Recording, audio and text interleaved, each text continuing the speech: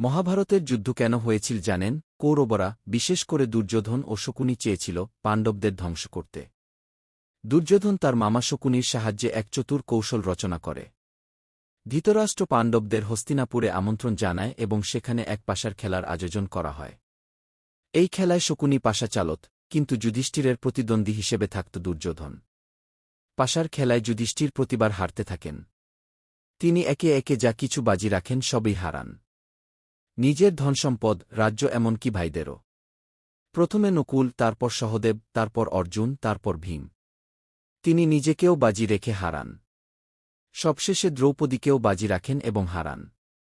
দুর্যোধন দ্রৌপদীকে দাসী ঘোষণা করে। দুঃশাসন তাকে সভায় টেনে আনে এবং বস্ত্রহরণ করার চেষ্টা করে। তখন ভগবান কৃষ্ণ অলৌকিকভাবে দ্রৌপদীর শাড়ি বাড়িয়ে দেন, যাতে দুঃশাসন তাকে উলঙ্গ করতে না পারে। এই অপমানই মহাভারতের যুদ্ধের বীজ বপন করে। দ্রৌপদী প্রতিজ্ঞা করেন তিনি চুল খোলা রাখবেন যতদিন না দুঃশাসনের রক্তে চুল ধৌত করতে পারেন। ভীমও প্রতিজ্ঞা করেন দুঃশাসনের বক্ষ বিদীর্ণ করবেন।